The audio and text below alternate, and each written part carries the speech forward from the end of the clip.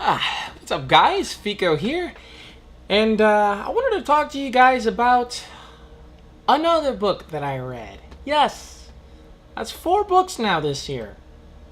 I'm going on a record right now. Seriously, I have read more books completely in this year than I have actually read books completely in all of my life, willingly. So I'm definitely proud. I said I was going to tackle another series. I've been recommended other series, but one I was definitely aware of by name was Percy Jackson and the Olympians. Now, this one is book 1, The Lightning Thief. There is a movie also based out of this book, and the second book that came out, The Sea of Monsters, is getting its second movie this year as well. Now, I plan on doing a spoiler-written review comparing this movie with this book, because no one should see that movie at all. No one at all. No one at all should ever see this movie, because the movie... Well, I'm just going to give you a quick spoiler. It does not follow exactly what happens in the book. And I can understand now all you book lovers who complain about your fellow book not being represented accurately. I now get it. And I will get to it. I think I should do myself a service and rewatch Percy Jackson so that I could pick it apart. But the book, thankfully, is very well made. I mean, Rick Riordan, I've never read anything from him before, but I really, really dug this. I mean, it's on first-person perspective as well. We're following Percy Jackson, who is a kid who apparently is dyslexic, and he suffers from ADHD. He's not even a teen in this book, and he is apparently in this special school, and then him and his friend Grover, who are apparently something happens. They're on a field trip, and then something happens in that trip. Then his substitute teacher calls Percy Jackson into a museum, and then apparently she is actually not a real person. Turns out she is a Fury, and that is the Furies from the Greek myth. And then all of a sudden, his Greek mythology teacher, I think it's like Greek history teacher. I'm afraid I don't remember. Mr. Brumner tosses him a pen. Then it turns into like a sword. And then all of a sudden, he swipes and kills off Mrs. Dodds, or Miss Dodds. Can't remember if it's a Mrs. or a Miss, but clearly the teacher is dead. Now, this book, what basically follows is the story of how he is pretty much not just a regular boy. He is actually a demigod or a halfling, and he gets sent to Half-Blood Hill to be protected from the monsters that are looking for him. And his mother actually knows, and there's an event where it kind of leads you to think at the moment that his mother is actually dead. But soon you start seeing that Percy is trying to discover this different world. When he's in Half-Blood Hill, he meets Annabeth, who is also a half-blood. He's discovering through training, through events that happen in the book, that he could very well be one of the 3 big gods related to one of them.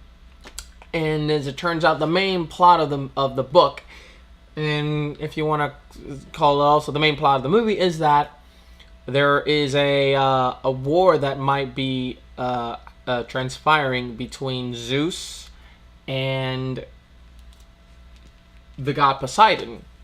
And the problem is that the lightning, the Zeus's master bolt gets stolen, and apparently they accuse Percy because of the timing in which apparently, you know, it's through all of this. Apparently, there is this suggestion that Percy might be the lightning thief, and well, he gets. That's where when he in the camp they discover that he is actually Poseidon's son, and then that's where he gets sent off to his quest. Now, I'm not going to reveal anything else after that because pretty much everything that I've just revealed is kind of sort of something you could find out if you watch the trailer for the Percy Jackson and the Lightning Thief, the movie. But comparing this to like the Hunger Games, Percy Jackson definitely has more of a comical side. And it's dark too, but the dark that comes in it is intertwined with kind of like Quick Corpse and like comparing places like the underworld Styx, River Styx, the mythical Greek myth creatures they run into. It always has like a smart quib, and there are a ton of moments where you're meeting like and getting thrown tons of terminology from the gods, the creatures in the Greek mythology, and you like Grover, who tells you the reason why he wants to gain a searcher's license for Pan, because he's a satyr and he is trying to succeed in finding their god, whereas many other have failed. And the journey to find Zeus's master bolt before the summer solstice is actually a fun but adventure which is full of excitement, and it definitely is a fun book to read. I definitely it took a little bit long to read it, but it's this book right here. It's still reigning champ for the longest I've taken to read a book. This book took a year to read. This one, I would say it took about a month. It was laziness more than anything, but it's read.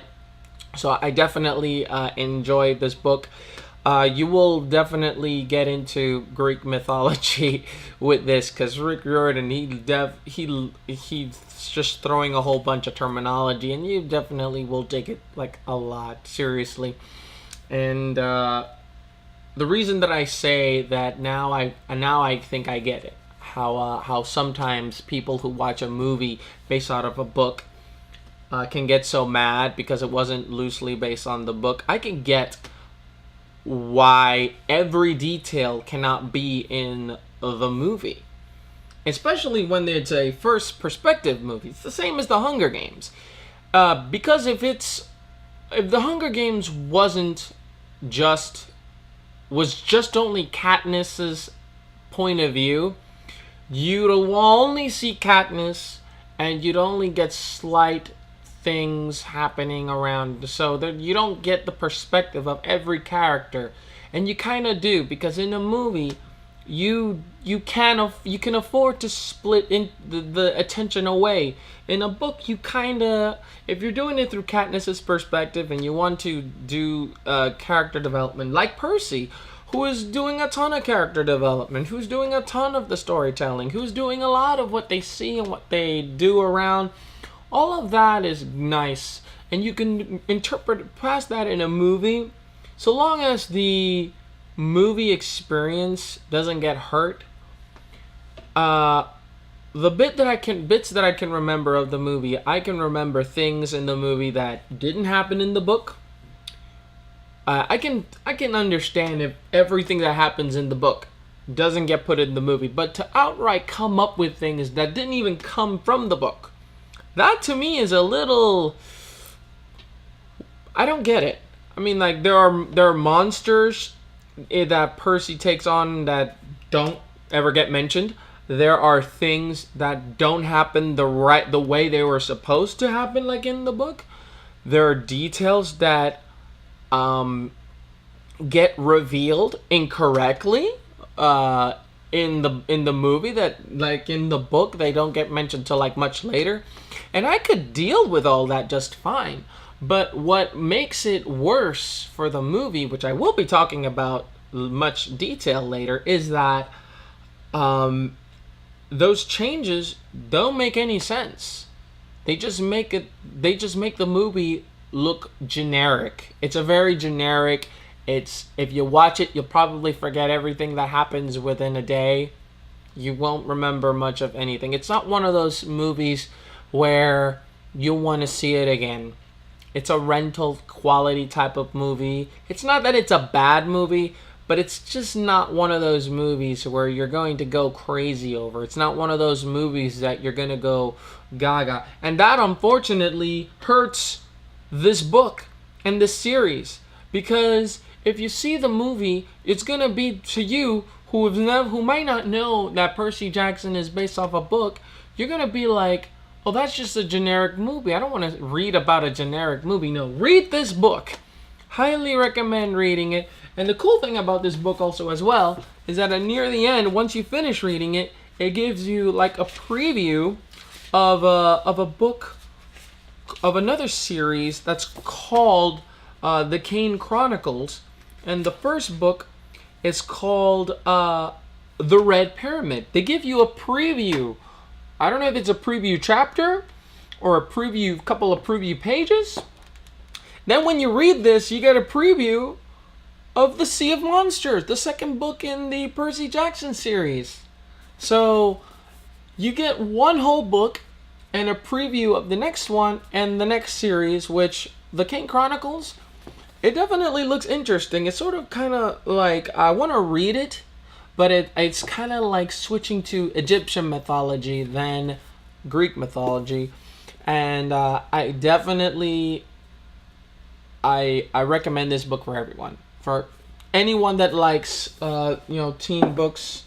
Definitely not as dark as The Hunger Games. Definitely a little straying more towards a younger audience. Hunger Games, I think Katniss is a little more mature, a little older for her age, but that's because that's how they built the character. And Susan Collins definitely did a good job at making her some more mature. Well, Percy Jackson, he is just your, typical kid who gets into trouble a lot, who cannot, focus or sit still. But there are reasons why. And the details that go in explained. So definitely recommend pick up this book, and you will definitely want to get the next one. I will get Sea of Monsters, and when I read Sea of Monsters, I am going to I'm going to talk about it. I often try to think of things to say that won't spoil the books, but there are details that come up on that book. I am definitely going to mention them, but I won't spoil it. Now, what I am going to do is I'm going to try to see if I could rewatch the movie, and then for my next video, or the next upcoming videos, if one doesn't come up before this one, it's going to be basically like discussing, kind of deconstructing the movie, Percy Jackson and the Lightning Thief, and talk about the things that did not happen and things that should have just not happened, and things that are just like, maybe I'll do a little bit of character comparison, but other than that, really explain why Percy Jackson is a meh experience. Not the book, the movies, because, if there's one thing that The Hunger Games, the movie, did, was made me want to read this and the other two.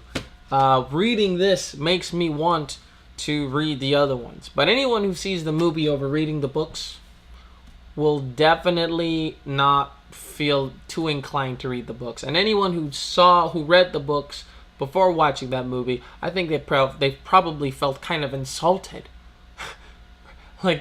Seriously, there are movies that are based off books that are done badly, But there's no reason why this movie should have been done the way it was done. I think it was just done to compete with Harry Potter, to try to live up to be the next Harry Potter.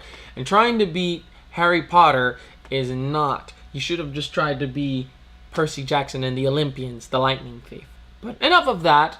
What do you guys think? Did you guys like the Lightning Thief? Did you guys read the Lightning Thief?